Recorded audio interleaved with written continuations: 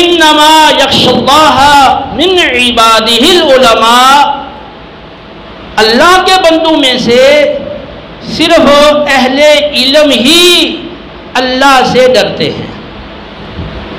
تو سیدنا ابو ہریرہ رضی اللہ تعالیٰ عنہ یہ کتنے بڑے عالم تھے، حضرت معاویہ رضی اللہ تعالیٰ عنہ کتنے بڑے عالم تھے، اور انہوں نے نبی کریم علیہ السلام کی صحبت پائی ہے اور آقا علیہ السلام کی بشارتیں اور خوشخبریاں پائی ہیں۔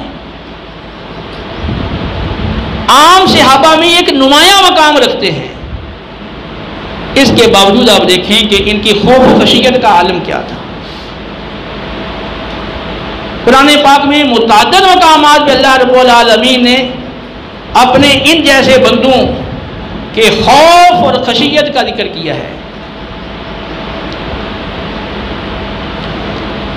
چنانچہ قرآن پاک میں اللہ رب العالمین کا ارشاد ہے وَيُؤْتُونَ مَا آتَوْا وَقُلُوبُهُمْ وَجِلَةٌ أَنَّهُمْ إِلَىٰ رَبِّهِمْ رَاجِعُونَ، اور وہ لوگ جو اللہ کی راہ میں خرچ کرتے ہیں اس حالت میں کہ ان کے دل اندر سے ڈر رہے ہوتے ہیں،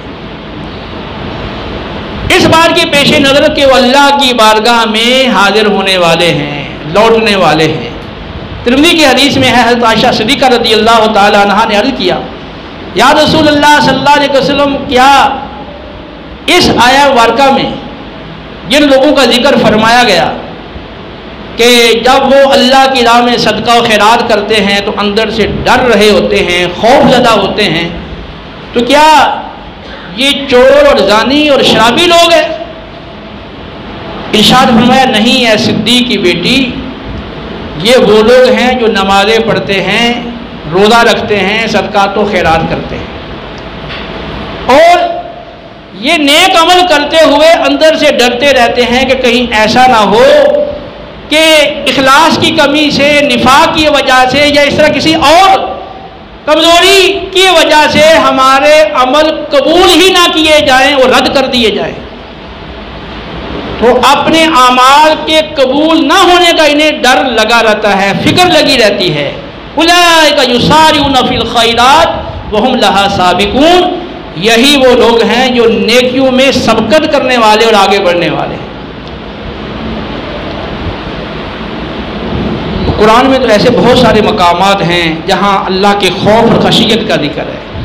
تو جب بندہ علم پڑھتا ہے اور اسے جتنا زیادہ اس دنیاوی زندگی کے اصل مقصد کا اور موت کے بعد والے احوال کا، روز محشر اور اس کی ہولناکیوں کا اور اللہ کی بارگاہ میں پیشی کا اور اس وقت کی سختی کا اور جزا و سزا کا جتنا زیادہ علم ہوتا ہے، جتنی زیادہ اسے معرفت ہوتی ہے، اتنا ہی اللہ کا خوف اور خشیت اس کے اندر آ جاتا ہے۔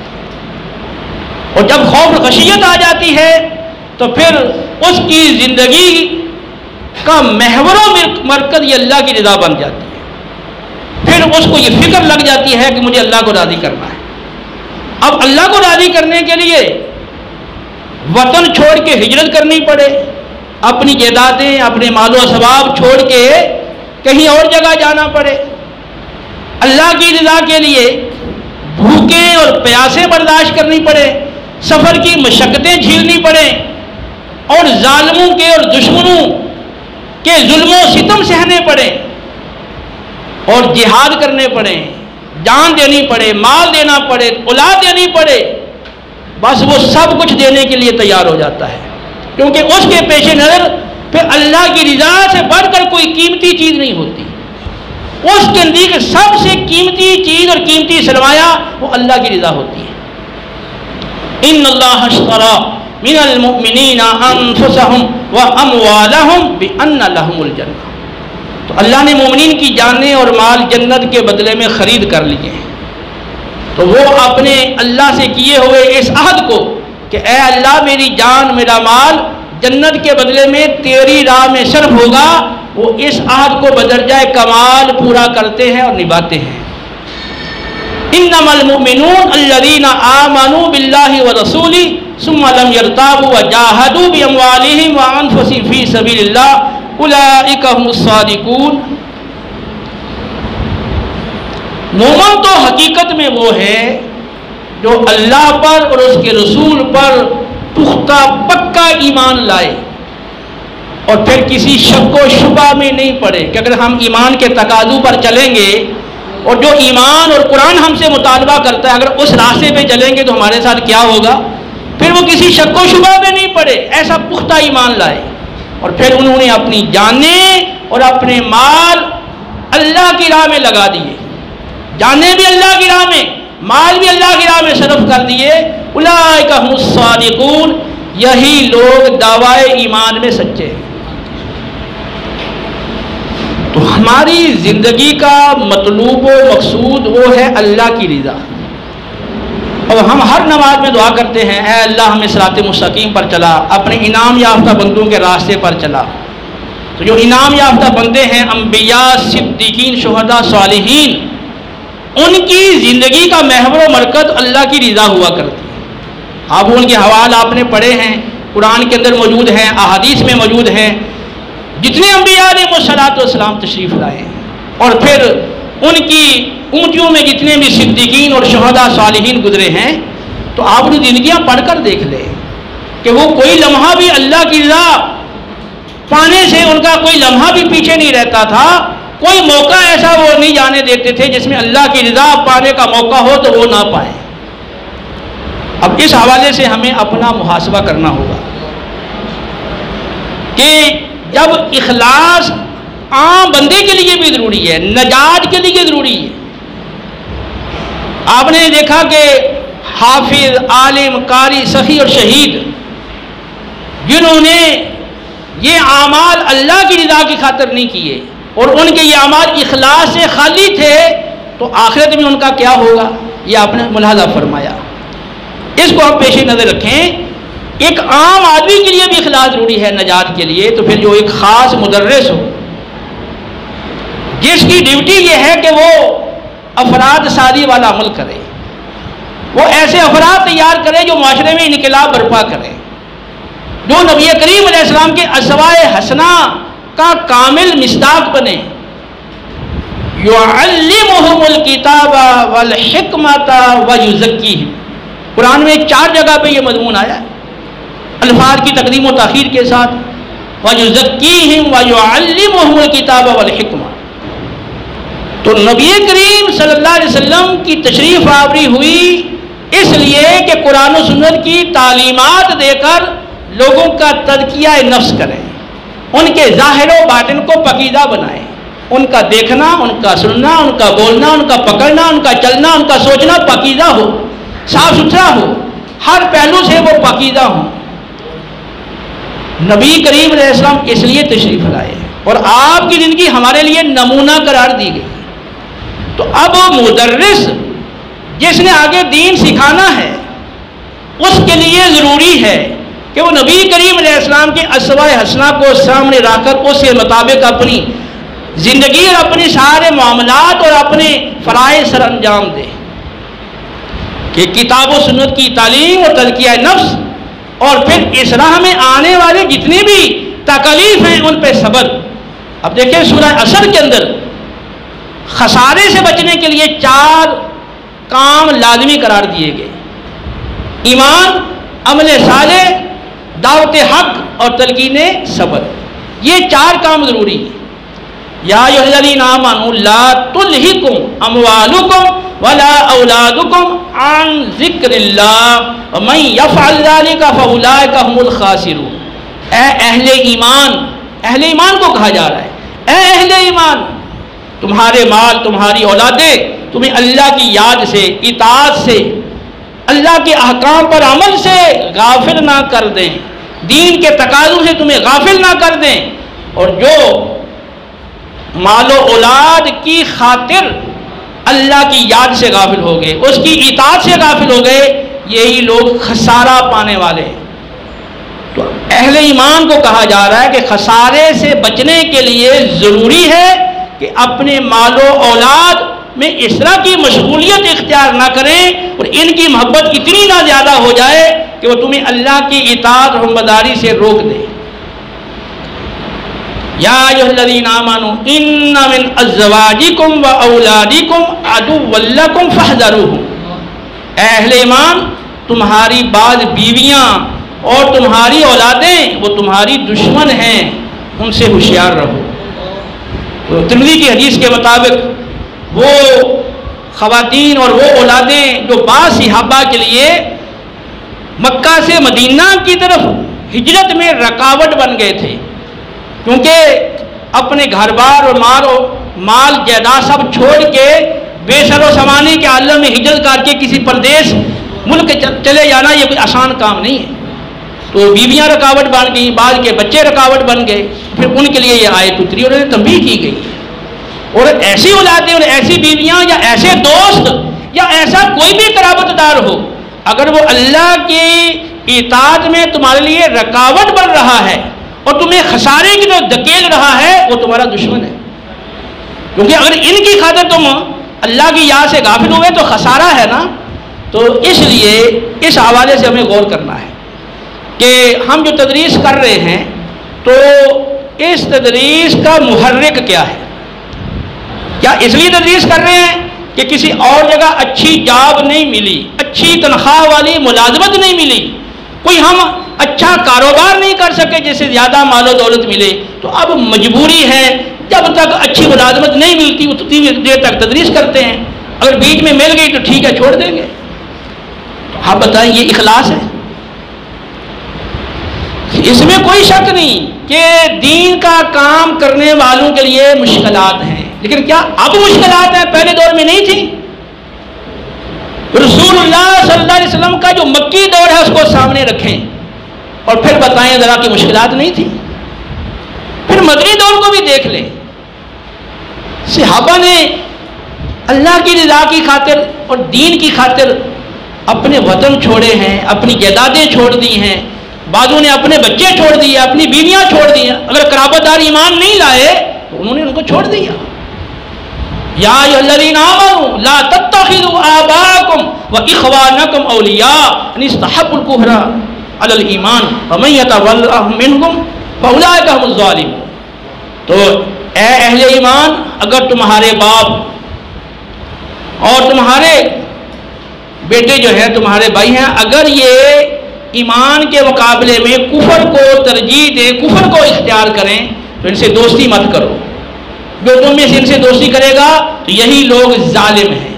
قل ان کان آباؤکم وابناؤکم واخوانکم وازواجکم وعشیرتکم واموال اقترفتموها وتجارۃ تخشون کسادها ومساکن ترضونها احب الیکم من اللہ ورسولہ وجہاد فی سبیلہ فتربصوا حتی یأتی اللہ بامرہ واللہ لا یہدی القوم الفاسقین۔ اگر تمہارے باپ ہے، بتا دو ان کو اے حبیب، انہیں آگاہ کر دو، خبردار کر دو کہ اگر تمہارے باپ، تمہارے بیٹے، تمہاری بیویاں، تمہارے بھائی، تمہارے خاندان کے دیگر افراد اور تمہارے وہ کاروبار اور تجارت جس کے نقصان کا تمہیں بڑا خوف لگا رہتا ہے، اور تمہارے رہنے کے یہ بہترین اچھے اچھے مکانات اور تمہارے یہ ساری چیزیں اگر تمہیں اللہ اور اس کے رسول اور اللہ کی راہ میں جہاد سے زیادہ یہ چیزیں عزیز ہوں، پیاری ہوں، محبوب ہوں، تو پھر اللہ کے امر یعنی عذاب کا انتظار کرو۔ اللہ ایسے نافرمانوں کو کبھی ہدایت نہیں دیتا۔ اب یہاں کوئی گنجائش رہ گئی ہے باقی کہ اللہ کی خاطر، اللہ کے رسول کی خاطر اور دین کی خاطر اپنی بیٹوں کی، اپنے باپ ہوں، بھائی ہوں، بیویاں ہوں، دیگر اقرابت دار ہوں، یا آپ کا کاروبار ہو، یا آپ کے وہ اچھے اچھے مکانات اور گھر ہوں، یہ ساری چیزیں ان کی آپ کو قربانی دینا پڑے گی۔ جہاں پر قربانی کا تقاضا ہوگا قربانی دینا پڑے گی۔ ان چیزوں کو آپ دین کے مقابلے میں ترجیح نہیں دے سکتے۔ تو یہ جو ہمارے اندر اخلاص کی کمی آتی ہے نا، ہم ان چیزوں سے غافل ہو جاتے ہیں۔ ہمارا قرآن سے وہ تعلق بڑا کمزور ہے۔ یہ افسوس کا مقام ہے کہ ایک مدرس ہو خاص، وہ سارے علوم فنون پڑھے پڑھائے، اگر قرآن سے وہ غافل رہ جائے، اہدنا الصراط المستقیم، آپ کو اپنی ہدایت کی ضرورت نہیں ہے، اپنی نجات کی ضرورت نہیں ہے۔ تو ہدایت جو ہے وہ تو قرآن و سنت کے ساتھ وابستہ ہے نا۔ تو میری آپ سب سے درخواست ہے کہ باقاعدہ آپ اپنے 24 گھنٹے کے شیڈول میں قرآن کو شامل کریں، قرآن و سنت کو شامل کریں۔ ان ھذا القرآن یہدی للتی ہی اقوم، بے شک یہ قرآن پاک تو اس راہ پر چلاتا ہے جو سب سے سیدھی راہ ہے۔ واتبعوہ لعلکم تہتدون، نبی کی اتباع کرو تاکہ تم ہدایت پا جاؤ۔ وَإِن تُطِيعُوهُ تَهْتَدُوا، اگر نبی کی اطاعت کرو گے تو ہدایت پا جاؤ گے۔ اور محترمہ مالک کی حدیث ہے کہ نبی کریم علیہ السلام نے فرمایا تمہارے میں بڑی ہی دو عظیم چیزیں چھوڑ کر جا رہا ہوں، جب تک مضبوطی سے ان پر کاربند رہو گے تم گمراہ نہیں ہوگے، ایک اللہ کی کتاب، ایک اللہ کے رسول کی سنت۔ تو آپ جب 24 گھنٹے کے شیڈول میں قرآن و سنت کو شامل کرو گے، باقاعدہ اس کا مطالعہ اسٹڈی کرو گے، پھر اس دور میں تو بہت آسان ہے یہ کام، ہر زبان میں اس کے تراجم موجود ہیں، تشریحات موجود ہیں، بڑے بڑے اسکالر کے بیانات اور دروس موجود ہیں، اور آپ گھر میں بیٹھے پہلے کی طرح لمبے سفر کرنے اور مشکلات وغیرہ وہ نہیں ہے، آپ کے لیے بہت آسانی ہے۔ تو باقاعدہ اس کو آپ شامل جب کرو گے، جب آپ قرآن پڑھو گے، بہت سارے ایسے مقام آئیں گے جو آپ کو جھنجھوڑیں گے، اور آپ کہ جو اندر کا میل ہے وہ دور ہوگا، اور دل جو ہے وہ شفاف ہوگا، اور جو قرآن پڑھتے چلے جاؤ گے اللہ کی رضا کی طلب بڑھتی چلی جائے گی، اور آپ کے اندر اخلاص بڑھتا چلا جائے گا۔ ایک نشست کے اندر تو ساری چیزوں کو بیان نہیں کیا جا سکتا نا، لیکن جب آپ باقاعدہ قرآن پڑھیں گے تو آپ کی باقاعدہ آنکھیں کھلیں گی، کیونکہ قرآن تو یہ وہ ہے کہ جو آنکھیں کھول دینے والی کتاب ہے۔ تو قرآن کے ساتھ اپنے تعلق کو مضبوط کر لیں، باقاعدہ اس کا مطالعہ کریں، اور اس کو جتنا سمجھ کے پڑھیں، پھر اس کو اپنی عملی زندگی میں لے کر آئیں، پھر اپنے طلباء کی اس اعتبار سے تربیت کریں۔ جب آپ خود مطالعہ کریں گے تو آپ آگے صحیح تربیت کر سکیں گے نا۔ تو جب اب دنیا میں ہم دیکھتے ہیں کہ مال و دولت جس کا مقصود ہے، تو مال و دولت کو پانے کے لیے آپ دیکھتے ہیں دنیا کی ڈگریاں حاصل کرنے میں ایڑی چوٹی کا زور لگایا جاتا ہے۔ چھوٹا سا بچہ ہوتا ہے، سوئی شعور آتا ہے تو اس کو کسی مہنگے اسکول میں داخل کرایا جاتا ہے، اس کی داخلہ فیس، ٹیوشن، اس کی ماہانہ فیسیں، ٹیوشن والی فیسیں، سواری، یونیفارم، کتابیں، بکس، ساری چیزوں کے اخراجات والدین برداشت کرتے ہیں، اور وہ ایک اچھا خاصا عرصہ لگا دیتا ہے۔ اگر میں یہ کہوں تو یہ غلط نہیں ہوگا کہ اپنی زندگی کا 1/3 حصہ وہ اس میں صرف کر دیتا ہے۔ اسی طرح کوئی دیگر جو کاروباری لوگ ہیں، کوئی باہر چلے جاتے ہیں ویزے لگوا کر، کتنا عرصہ باہر رہتے ہیں، باہر کی شہریت حاصل کر لیتے ہیں۔ تو یہ جو مال، اس کا جو مقصود ہے، تو وہ آپ دیکھتے ہیں کہ وہ دن ہو یا رات ہو، وہ ہر وقت اس لحاظ سے ہی سوچے گا اور ایسا ہی عمل کرے گا کہ مزید مال میں اضافہ ہو، اور اگر کمی آئے گی تو اس کے لیے بڑا فکر مند اور پریشان ہو جاتا ہے۔ تو اب یہ اس کا مقصود مال ہے، تو یہ اس کے لیے اتنا متحرک ہے۔ اب جس کا مقصود اللہ کی رضا ہے، اللہ کی رضا جس کا مقصود ہے، اب اس کے اندر کوئی ایسا تحرک نظر نہیں آتا، اور اللہ کی رضا پانے کے لیے کوئی جذبہ اور کوئی عمل نظر نہیں آتا، تو اب کیسے مان لیں گے کہ واقعی یہ اللہ کی رضا اس کا مقصود یا مطلوب ہے؟ اور جن صحابہ کرام میں اور ان کے بعد آنے والے جو سچے اہل ایمان تھے، جن کے دلوں میں واقعی اللہ کی رضا پانا ان کا مقصود تھا اور اس کی سچی طلب تھی، تو انہوں نے تو سب کچھ قربان کر دیا۔ جیسے میں نے شروع میں واقعہ بتایا وہ 70 انصاری صحابہ کا، کہ وہ رات کو قرآن خود پڑھتے تھے، دوسروں کو پڑھاتے تھے، دن میں پانی لا کر وہاں ڈالتے تھے، لکڑیاں کاٹ کے، اور کھانے کا اہتمام اہل صفہ کے لیے کرتے تھے، پھر وہ قرآن و سنت سکھانے کے لیے گئے اور راستے میں ان کو شہادت کا رتبہ مل گیا۔ تو اسی طرح جو دیگر صحابہ ہیں ان کی زندگی آپ دیکھیں، سارے انبیاء علیہ السلام، صدیقین، شہداء، صالحین، جن کے راستے پر چلنے کی ہم دعا کرتے ہیں، اور ان کے راستے پر چلنا ہی ہمارے لیے نجات کا باعث ہے اور دوسرا کوئی ذریعہ نہیں۔ تو اس چیز کو ہم پیش نظر رکھیں اور اپنی تدریس کے اندر اخلاص پیدا کریں۔ جب اخلاص آئے گا تو واقعی پھر آپ اس کے لیے جان توڑ کوشش کرو گے کہ ہم اپنے بچوں کو نمازی بنائیں، ان کو نیک بنائیں، ان کی کوتاہیوں کے حوالے سے ان کو تنبیہ کریں، اور کسی طرح سے ان کو رائے راست پہ لے کر آئیں، اور تعلیم میں کمزور ہے تو ان کی تعلیم کو اچھا کرنے کے لیے پھر آپ کا ذہن خود ہی کام کرے گا۔ ضرورت ایجاد کی ماں ہے، تو جب بندہ کسی چیز کو اپنی ضرورت سمجھتا ہے تو پھر اس کو پانے کے لیے وہ ہر ممکنہ کوشش کرتا ہے۔ تو کوے پیاسے کوے نے یہ نہ وہ پانی پینے کی ترکیب نکال لی تھی، تو اس طرح ہم بھی کوئی نہ کوئی ترکیب نکال لیں گے۔ وہ کوا ہے، وہ تو پرندہ ہے، اشرف المخلوق آتا ہے، ہمیں تو عقل دی گئی ہے، تو ہم زیادہ آسان طریقے سے پھر جو موجودہ دور ہے، نیٹ پر ہر طرح کی چیزیں موجود ہیں، آپ جس شعبے میں جس حوالے سے چاہتے ہیں، کوئی انفارمیشن چاہتے ہیں، معلومات چاہتے ہیں کہ میں یہ کام کروں، اس کا کیا طریقہ ہے، تو آج آپ نیٹ پہ لکھیں، فوراً سب کچھ آپ کے سامنے آ جائے گا۔ تو اگر ہم واقعی اس میں مخلص ہو جائیں، ہمارے اندر اخلاص آ جائے اور اللہ کی رضا ہم اپنی زندگی کا محور و مرکز بنا لیں، تو پھر یہ تدریس کا جو ہمارا انداز ہوگا یہ نہیں ہوگا جو اب ہے. پھر ہمارے شب و روز وہ نہیں ہوں گے جس طرح اب گزر رہے ہیں. پھر ہمیں فکر لگ جائے گی کہ پتہ نہیں زندگی کتنی باقی ہے. اور بخاری کی حدیث ہے، دنیا میں ایسے رہو جیسے کوئی پردیسی ہو یا راہ چلتا مسافر ہو. صبح کرو تو شام کا انتظار مت کرو، شام کرو تو صبح کا انتظار مت کرو، اور اپنے آپ کو مردوں میں شمار کرو.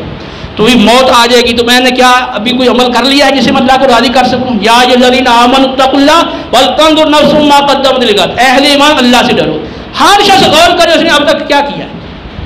تو یہ قرآن ہمیں اپنا محاسبہ کرنے کی دعوت دے رہا ہے کہ ہم کریں، ہم کیا کر رہے ہیں اب تک، کیا کیا ہے اب تک. تو تدریس جو اللہ تعالیٰ نے آپ کو یہ منصب دیا ہے، تو یہ اس میں آپ ڈس ہارٹ نہ ہوں بھی یار یہ ایسا شعبہ ہے اس میں تو مال بہت کم مل رہا ہے، یہ معاشرہ ہے. مسئلہ ہے یہ تو پہلے بھی رہے ہیں، جو اس راہ پر چلے ہیں تو ان کے ساتھ یہ مسائل شروع سے رہے ہیں. وَمَن يَتَّقِ اللَّهَ يَجْعَل لَّهُ مَخْرَجًا وَيَرْزُقْهُ مِنْ حَيْثُ لَا يَحْتَسِبُ وَمَن يَتَوَكَّلْ عَلَى اللَّهِ فَهُوَ حَسْبُهُ. تو جو اللہ کا تقوی اختیار کرتا ہے، اطاعت و فرمانبرداری اور اخلاص وہ اختیار کرتا ہے، اللہ کی رضا کو اپنا محور و مرکز بنا لیتا ہے، تو اللہ اس کے لیے ہر تنگی سے نکلنے کا راستہ پیدا کر دیتا ہے. رزق وہاں سے دیتا ہے جہاں سے رزق آنے کا بالکل گمان ہی نہ ہو. جو اللہ پہ بھروسہ کرے اللہ اس کے لیے کافی ہو جاتا ہے. تو ہم جو تدریس کے معاملے کے اندر جو ہماری شکایات ہوتی ہیں وہ اس وجہ سے ہیں کہ ہمارے اندر وہ تقوی نہیں ہے، وہ اخلاص نہیں ہے، وہ اللہ کی رضا پانے کی وہ طلب اور تڑپ نہیں. اگر وہ چیزیں آ جائیں گی تو انشاءاللہ ہماری تدریسی سارے معاملات بہترین ہو جائیں گے. اور انشاءاللہ اللہ نے آپ سے وعدہ کیا ہے کہ اگر آپ تقوی اختیار کرتے ہیں، اخلاص اور رضا الہی کو اپنا آپ شعار اور اپنا مقصود بنا لیتے ہیں، اللہ آپ کے لیے ہر تنگی سے نکلنے کا راستہ پیدا کرے گا. اور ضروری نہیں ہے کہ وہ مدرسے کی اتنی سیلری ہو تو آپ کا کام چلے، واللہ اور جگہ سے اسباب پیدا کر دے گا. اور انشاءاللہ اگر آپ صحیح معنی میں اس راہ پہ چلیں گے تو اللہ تعالیٰ آپ کی ساری مشکلات آپ کے لیے آسان کر دے گا. یہ کئی احادیث کا بھی مضمون ہے جس میں یہ بتایا گیا. اور جنہوں نے دین کے کام کیے ہیں وہ آپ کے سامنے ہیں. آپ اس وقت آپ دیکھ لیں جن لوگوں نے دین کے کام کیے ہیں یا کر رہے ہیں، تو اکیلا فرد تھا جس نے کام شروع کیا اور پھر بڑھتے چلے گئے، کتنے افراد ان کے ساتھ مل گئے اور اب وہ دیکھیں وہ کس مقام پر پہنچ گئے. تو پہلے غربت تھی، افلاس تھی، لیکن دین کی برکت سے اللہ تعالیٰ نے اور غربت و افلاس بھی دور کر دی، اور اللہ تعالیٰ نے ان کو دنیا کے اعتبار سے بھی نواز دیا اور دینی اعتبار سے بھی الحمدللہ وہ بہت آگے ہیں. تو ہم اللہ کی رضا کو اپنا مقصود بنا لیں. باقی حدیث کی روح سے جو دنیا ہے وہ ذلیل ہو کر آپ کے پیچھے آئے گی. تو کمزوری اصل میں ہماری طرف سے ہے، اور وہ کمزوری جب تک ہم دور نہیں کرتے تو پھر یہ شکایات ختم نہیں ہو سکتی. تو مدرس کے لیے اوروں کے مقابلے میں اخلاص اس لیے زیادہ ضروری ہے کہ اس نے جو عمل کرنا ہے، جو اس کی سوچ ہے، فکر ہے، انداز ہے، آگے وہ طلباء نے اڈاپٹ کرنا ہے، وہ اختیار کرنا ہے. اب اگر اس کے اندر اخلاص ہوگا تو طلباء میں بھی اخلاص ہوگا، اور اگر اس میں نہیں ہوگا تو پھر طلباء ظاہر ہے اس کا اثر تو لیں گے. تو اس لیے آپ صرف اپنی ذات ہی کے ذمہ دار نہیں ہیں بلکہ جو آپ کے طلباء ہیں آپ ان کے بھی ذمہ دار ہیں. کلکم راعٍ وکلکم مسئول عن رعیتہ. تم میں سے ہر ایک نگران ہے اور ہر ایک کی نگرانی کے جو متحد لوگ ہیں ان کے بارے میں بروز قیامت اس سے پوچھا جائے گا. تو آپ کی نگرانی کے متحد جتنے بھی طلباء ہیں آپ ان کو رائے راست پہ لانے، صراط مستقیم پر چلانے، ان کے اخلاقیات اور دیگر عبادات اور دیگر جو شرعی احکام ان پہ چلانے کے آپ ذمہ دار ہیں. اور اگر آپ اس حوالے سے کوتاہی کریں گے تو آخرت میں اللہ کی بارگاہ میں جواب دہ ہوں گے. تو اگر ہم اس راستے پہ چلیں گے تو انشاءاللہ آپ دیکھیں گے آپ کے اپنے گھر کے اندر بھی، آپ کے خاندان کے اندر بھی آپ کے اس انداز کی برکتیں ظاہر ہوں گی، اور آپ کے ادارے اور جامعہ کے اندر بھی آپ کی اخلاص کی برکتیں ظاہر ہوں گی. تو زیادہ جو کمی ہے وہ اخلاص کی ہے. علم اگر کم بھی ہو لیکن اس میں اخلاص ہو، اللہ کی رضا وہ پیش نظر ہو تو تھوڑا عمل بھی آدمی کی نجات کے لیے کفایت کر جاتا ہے. ایک شخص نے راستے سے کانٹے دار شاخ اس لیے ہٹا دی تاکہ گزرنے والے کو تکلیف نہ ہو. بخاری مسلم کی حدیث ہے، اللہ نے اس کو بخش دیا. ٹھیک ہے. ایک اسی طرح بدکار عورت نے کنویں سے پانی نکال کے تڑپتے ہوئے کتے کے منہ میں چند قطرے ٹپکا دیے. بخاری مسلم کی حدیث ہے، اللہ نے اس کو بخش دیا. اور ادھر دیکھیں کہ عالم قاری سخی اور شہید ہے تو لیکن ان کی بخشش نہیں ہوئی، ان کو جہنم میں ڈال دیا. تو تھوڑا عمل بھی اخلاص کے ساتھ وہ انسان کی نجات کے لیے وہ کافی ہو سکتا ہے، لیکن بغیر اخلاص کے بڑے بڑے اعمال بھی وہ انسان کی نجات کے لیے نہ صرف ناکافی ہیں بلکہ جہنم میں جانے کا سبب ہے۔ لہذا میں اس حوالے سے اپنے آپ کو بھی میں کہہ رہا ہوں، آپ سب کو کہہ رہا ہوں، ایک تو قرآن پاک سے جڑ جائیں، دوسرا اپنے اندر اخلاص پیدا کریں، اور اللہ کی رضا، یہی انبیاء علیہ السلام کی زندگی اور صدیقین، شہداء، صالحین، ان سب کی زندگی کا مرکز جو تھا وہ اللہ کی رضا تھی۔ جب اللہ کی رضا آپ کے سامنے ہوگی نا، جب آپ سفر کریں گے نا، تو سفر کرنے سے پہلے آپ سوچیں گے کہ فلاں نماز کا وقت اب آنے والا ہے تو میں نماز پڑھ کے سواری پہ بیٹھوں، اور پھر آپ سوچیں گے کہ فلاں نماز میں کیسے پڑھوں گا، تو مجھے کہاں ٹائم ملے گا۔ اب اس حساب سے اپنے سفر کی مینجمنٹ کریں گے تاکہ آپ نمازیں وہ بر وقت پڑھ سکیں۔ اسی طرح آپ کی جو دیگر معاملات ہیں، کوئی بھی آپ کا معاملہ ہے، آپ نے شادی کرنی ہے، فرض کر لیں، یا کوئی اور ایسی کی تقریب ہے، تو آپ ہر بات میں یہ سوچیں گے کہ یہ جو میں کام کرنے جا رہا ہوں اللہ سے راضی ہوگا یا ناراض ہوگا۔ تو جب آپ کی سوچ ہی اللہ کی رضا ہے، تو آپ جب دیکھیں گے، سنیں گے، بولیں گے، پکڑیں گے، سوچیں گے، تو پہلے یہ دیکھیں گے کہ بھی اس عمل سے اللہ راضی ہوگا یا ناراض ہوگا۔ تو انشاءاللہ جب اللہ کی رضا آپ کا مطلوب بن جائے گی تو آپ کی اپنی بھی اصلاح ہو جائے گی، اور آپ کی اخلاص کی وجہ سے انشاءاللہ آپ کے طلباء کی بھی اصلاح ہو جائے گی، اور ہمارا یہ تدریسی شعبہ بہترین انداز سے ترقی کرے گا، پھلے پھولے گا، اور اس سے اسلام کو بہت بڑا فائدہ پہنچے گا، اور اس سے معاشرے میں بہت بڑا انقلاب برپا ہوگا۔ تو نبی کریم علیہ السلام کی جو تشریف آوری کا مقصد تھا کہ کتاب و حکمت کی تعلیم دے کے تزکیہ نفس کریں، هو الذی ارسل رسولہ بالہدی ودین الحق لیظہرہ علی الدین کلہ، اللہ نے آپ کو دین حق دے کر اور ہدایت دے کر اس لیے بھیجا تھا تاکہ آپ کے ذریعے سے دین حق کو غالب کر دے تمام دینوں پر۔ تو آپ انبیاء کے وارث ہیں، نائب ہیں، تو آپ بھی اسی لیے ہیں، ہماری زندگی کا مقصد بھی اسی لیے ہے کہ ہم یہ ہدایت پھیلا کے، ہدایت دے کے، تعلیم دے کے، تبلیغ کر کے ہم دین حق کو غالب کریں۔ یہی ہماری زندگی کا اصل مشن ہونا چاہیے، یہی اصل میں ہے۔ اللہ ہمیں عمل کی توفیق دے، وما علینا الا البلاغ۔